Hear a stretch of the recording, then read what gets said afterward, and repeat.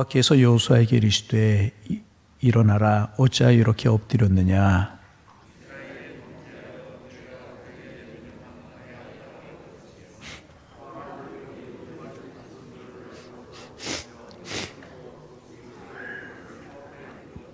그러므로 이스라엘 자손들이 그들의 원수 앞에 능히 맞서지 못하고 그 앞에서 돌아섰나니 이는 그들도 온전히 바친 것이 됨이라. 그 온전히 바친 물건을 너희 중에서 멸하지 아니하면 내가 다시는 너희와 함께 있지 아니하리라.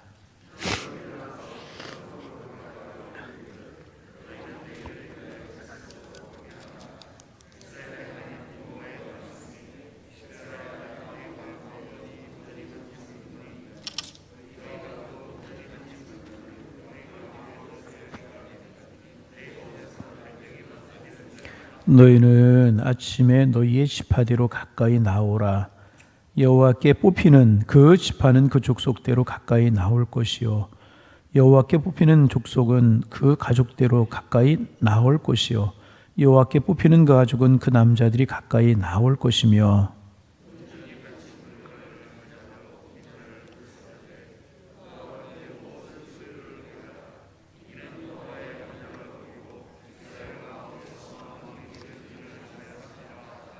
아멘. 큰 성 여리고에서 큰 승리를 거둔 이스라엘 백성들이 작은 성 아이성의 전투에서는 아주 보기 좋게 패배를 했어요.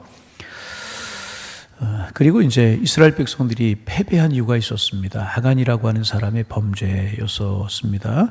하나님께서 여리고를 정복하거든 생명인 것들은 죽이고 물건들은 불태워버리라고 했는데 이제 아간이 좋아 보이는 물건이 있어서 그거를 자기의 장막 가운데 숨겨놓았고 그것이 하나님의 명령을 거부한 것이 되었기에 아이성 전투에서 그들은 패할 수밖에 이제 없었습니다. 그런데 여호수아는 그 원인을 몰랐어요. 아이성 전투에서 왜 우리가 패했는지, 왜 졌는지, 왜 이렇게 보기 좋게 어려움을 당하고 있는지 몰랐습니다. 그래서 아이성 전투에서 패하고 난 후에 이제 우리가 본 것처럼 옷을 찢고 머리에 재를 뒤집어 쓰고 씩씩거리면서 하나님 앞에서 엎드려 이제 있었습니다. 그리고 저녁 때가 되자 하나님 앞에 이제 조금 분이 삭혀졌는지 기도하기 시작합니다. 그리고 여호수아가 기도하기 시작하자 하나님께서 여호수아에게 말씀을 하시기 시작을 이제 하셨습니다.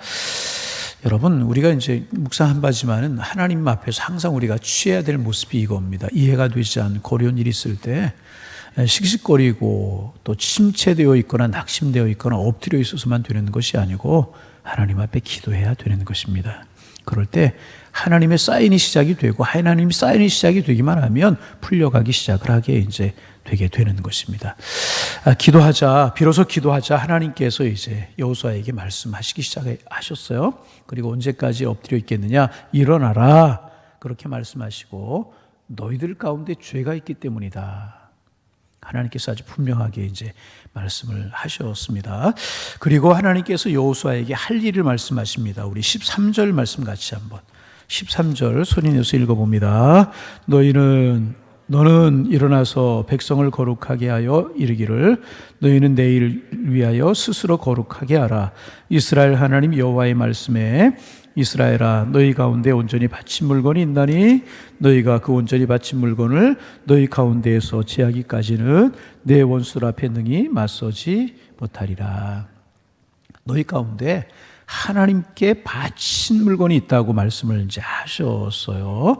그리고 그것은 이스라엘 백성들이 가져서는 안 될 것이고 만일 그 물건을 가지는 자는 자기 자신을 바치게 될 것이라고 하나님이 그렇게 말씀을 이제 하셨습니다. 그리고 그 물건을 가진 사람이 이스라엘 안에 있는 한 이스라엘 백성들은 적을 절대로 이기지 못할 것이다. 그렇게 이제 말씀을 이제 하셨습니다. 여러분, 이것은요, 이스라엘 백성들이 자기들끼리만 사는 백성이 아니었다는 거예요. 자기들 안에 하나님께서 함께 계신다는 사실을 분명히 하나님께서는 아시라는 거예요. 깨달으라는 거예요. 너희들끼리만 사는 것이 아니고 너희 안에 내가 있다. 하나님이 함께한다. 그것을 깨닫게 하시려고 하시는 뜻이 그 속에 담겨져 이제 있습니다. 이스라엘 백성들은요, 하나님과 동거하는 백성들이었습니다. 여러분, 죄 많고 허물 많은 인간이 어떻게 하나님과 동거할 수 있겠습니까? 바로 이것이 이스라엘 백성들에게 가장 중요한 문제였었습니다. 이스라엘 백성들이 가나안 사람들을 어떻게 이기느냐, 그리고 그들이 가나안 땅에 들어가서 얼마나 잘 사느냐, 은혜를 누리며 살아가느냐, 풍성하게 살아가느냐, 이것은 두 번째 문제였다는 것입니다. 가장 중요한 문제는 이스라엘 백성들이 어떻게 하나님과 은혜롭게 동거할 수 있느냐, 하나님과 은혜롭게 함께 할 수 있느냐 하는 것이 문제였다는 것입니다. 그런데 하나님께서는요, 어떤 악도 용납할 수 없고 어떤 죄도 참으실 수 없는 분이십니다. 예를 들어서 이런 예를 들을 수 있을 거예요. 아주 깔끔한 한 사람이 있어요. 그리고 한 사람은 너무나 지저분해요. 그런데 이 두 사람이 함께 살아요. 동거를 해요. 이 두 사람이 함께 동거하려고 한다면 보통 인내로는 불가능할 것입니다. 결국은 둘 중에 하나는 포기해야 될 거예요. 어떻게 해야 되는가? 깔끔한 사람이 깔끔한 생활을 포기하든지, 아니면 지저분한 사람이 깨끗하려고 애를 써야 할 것입니다. 그래야 둘이 동거하고 함께 살 수 있게 될 것입니다. 여러분, 우리 인간은 아무리 깨끗하려고 해도 절대로 하나님이 원하시는 수준으로 깨끗해질 수 있나요? 없어요. 그런 수준으로 깨끗해질 수 없어요. 단지 하나님께서 최소한으로 요구하시는 것이 있어요. 우리가 하나님의 수준에 맞게 깨끗할 수는 없어도 하나님께서 요구하시는 수준이 있다는 거죠. 무엇인가 정직하기를 원하신다. 하나님 앞에 정직하기를 원하시는 것입니다. 지금 하나님께서 이스라엘에 대하여 진노하신 이유는 뭐냐 하면 그들에게 분명히 죄가 있어요. 잘못이 있어요. 그런데 그것을 하나님 앞에 숨기려고 하고 있기 때문에 그것이 문제, 정직하지 못하기 때문에 그것이 문제였다는 것입니다. 그리고 죄의 속성은 여러분 누룩처럼 퍼져나가게 되는 게 번지는 것이라는 것입니다. 두면 주변이 다 죄로 물들 수밖에 없어요. 그래서 하나님께서는 그 죄 지은 사람을 이스라엘 안에서 뽑아내지 않는 이상 이스라엘 백성들과 함께하지 아니하시겠다. 그렇게 이제 말씀하고 계시는 것입니다. 그러므로 이스라엘 백성들이 가장 중요한 것은 뭐냐 하면 가나안 땅을 어떻게 정복하느냐, 어떻게 가나안 땅에 살 것이냐, 그것이 중요한 것이 아니고 하나님과 어떻게 은혜로운 동거를 하느냐, 하나님과 어떻게 하면 함께 할 수 있느냐 하는 것이었다는 것입니다. 다시 말하면 하나님 앞에 합당한 백성이 되기만 하면 그들은 이 세상에서 언제나 능력 있는 삶을 살게 될 것이고 하나님이 주는 축복을 누리며 살아가게 되는 것이라는 거예요. 왜냐하면 하나님의 능력을 등에 업고 살아가는 것이기 때문에. 하나님의 능력을 등에 업고 살아가는데 어려울 게 뭐가 있겠어요? 실패할 게 뭐가 있고 겁낼 것이 무엇이 있겠습니다. 그래서 그리스도인들의 이제 경건은, 그리스도인들이 경건하게 살아가는 할 이유는, 그리스도인들이 경건해야 되는 이유는, 그리스도인들의 경건은 이 세상에서 승리하는 생활을 하는데 가장 중요한 일이 되는 것이라. 그래서 하나님께서 이스라엘 백성들에게 계속 요구하는 게 뭐예요? 성결하라, 거룩하라. 그렇게 말씀하고 계시지 않습니까? 그래서 우리가 하나님 앞에 합당한 자가 되기만 하면 하나님은 우리에게 세상 사람을 훨씬 뛰어넘는 재능과 능력과 은혜를 베풀어 주시게 되는 것입니다.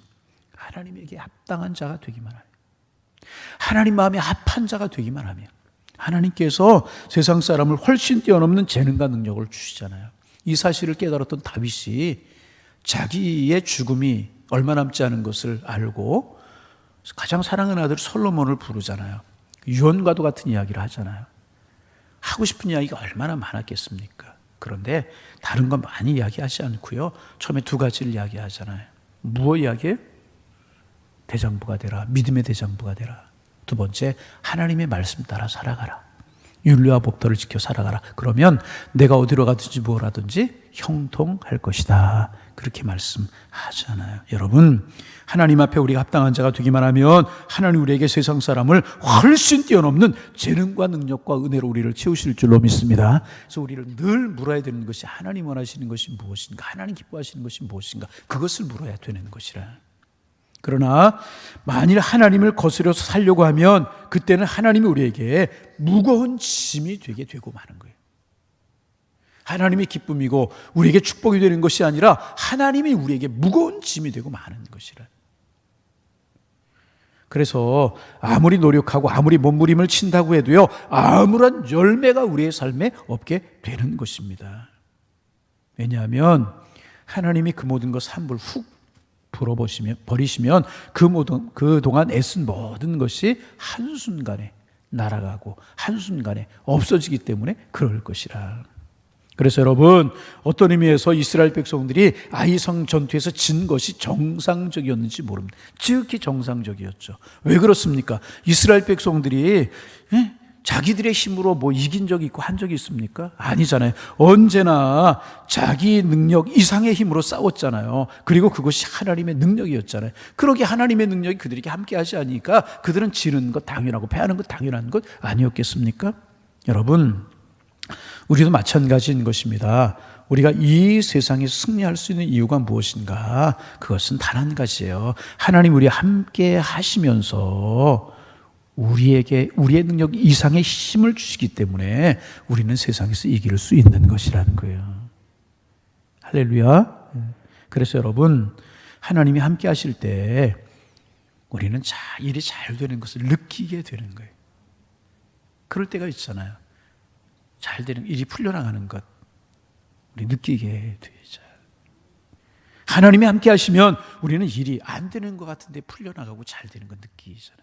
그러나 하나님이 함께 하시지 아니하면 그 간단한 일인 것 같았어요. 별거 아닌 것 같이 생각이 되었어요. 그런데 일이 꼬이기 시작을 하면서 일이 얼마나 힘들게 진행이 되는지 그런 일들을 우리가 경험할 수 있잖아요. 여러분, 하나님이 함께 하시는 복을 누리며 살아가시기를 바랍니다. 특별히 하나님께 절대로 용납하시지 않는 죄가 있잖아요. 음행이라든지 우상숭배라든지 아간처럼 하나님을 속이는 것이라든지 그런 죄가 있으면 우리는 절대로 행복할 수가 없는 거예요. 절대로 행복할 수가 없는 거예요. 물론 처음에는 하나님께서 바로 심판하지 아니하시고 가만히 내버려 두실 때도 이제 있어요. 하지만 여러분, 정말 무서운 것이 그때예요. 하나님이 가만히 계실 때가 정말 무서운 때예요. 그래서 하나님께서는 우리가 어떻게 하는지 조용히 지켜보시면서 기다리고 계십니다. 그러므로 한순간이라도 빨리 하나님 앞에 달려나와서 죄를 고백하고 용서를 구하면 깨끗이 하나님께 사해 주시게 되는 것이라. 우리의 죄가 종 같을지라도 붉을지라도 양털같이 희게 하실 줄로 믿습니다. 달려나가기만 하면. 그리고 더 중요한 것, 그렇게 하면 나를 다른 사람에게 수치를 당하지 않도록 하나님이 지켜주시고 수치를 당치 않도록 지켜주신다. 오히려 더 큰 복을 우리에게 주신다는 거예요. 그러나 하나님을 속였다고 생각하면서도 죄를 고백하지 않고 가만히 있으면 나중에 하나님이 심판하실 때 철저히 심판하셔서 망하게 되어버리고 마는 것이라. 여러분, 우리는 인간이기 때문에 하나님 앞에 조금 더 죄를 짓지 않고 살아가는 것은 불가능합니다. 우리가 어떻게 죄 안 짓고 살아갈 수 있습니까? 그러나 허물이 있고 죄가 있고 실수가 있을 때 그 자리에서 하나님을 인정하는 게 중요합니다. 무릎을 꿇고 나의 죄를 용서해달라고 간구하는 거예요. 철저하게 회개하는 거예요. 그러면 하나님이 반드시 용서해 주시게 되는 거예요. 세상 사람 앞에 수치를 당치 않도록 해 주신다네요.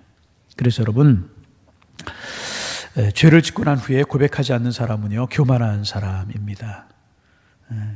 자기가 하나님을 얼마든지 속일 수 있다고 생각하기 때문에 그렇습니다.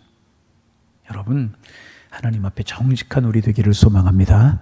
연약함을 고백하는 우리가 되기를 소망합니다.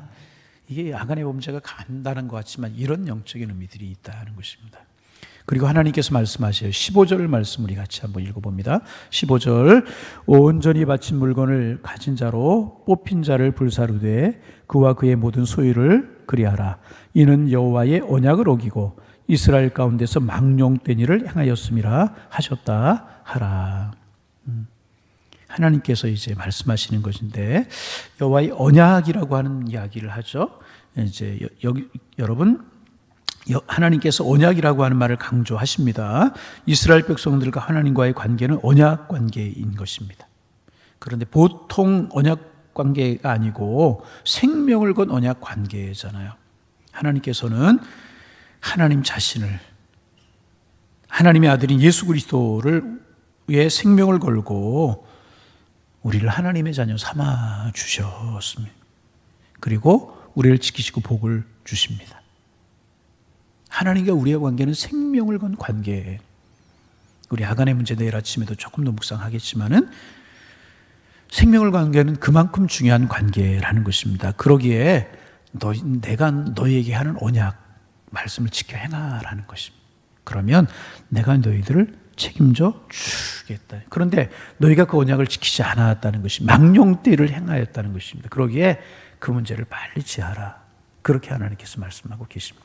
여러분, 오늘 하나님 앞에 기도로 나가실 때 우리 한번 오늘 아침에 묵상하며 하나님과의 관계를 좀 반듯하게 했으면 좋겠다. 행여나 하나님과 나 사이에 막혀져 있는 관계는 있지 않은지, 혹시 내 삶에서 별거 아닌 것처럼 생각했던 문제들이 있는데 꼬이는 문제가 있지 않은지, 자꾸 뭐 걸림돌이 있는 문제가 있지 않은지, 전에 더 큰 문제도 잘 해결했는데 이게 안 되는 문제가 있지 않은지 돌이켜보시면서 내 자녀들에게, 내 가정에 그 문제에 얽매이지 말고 하나님과의 관계를 한번 생각해 보시기를 바랍니다. 하나님 관계 바르게 맺어져 있는지, 또 걸릴 어떤 문제가 있지 않은지, 그리고 이것을 해결하기만 하면 하나님 우리에게 능력이 되어 주신다는 거예요. 그래서 여러분, 결국 이게 이제 아간의 문제를 해결했을 때 아이성 쉽게 정복할 수 있었고 가나안 정복의 길이 열렸다는 거죠. 이 영적인 원리를 생각하면서 오늘 아침에는 하나님과의 관계를 깊이, 예배 생활, 기도 생활, 헌신하는 모든 것들 깊이 묵상하셔서 이런 것들이 물러가고 하나님의 능력이 우리에게 임하고, 그래서 하나님을 등에 업고 하나님의 능력으로 살아가셔서 축복과 은혜 경험하며 살아가는 여러분 모두, 우리 모두가 되기를 주님의 이름으로 축복합니다.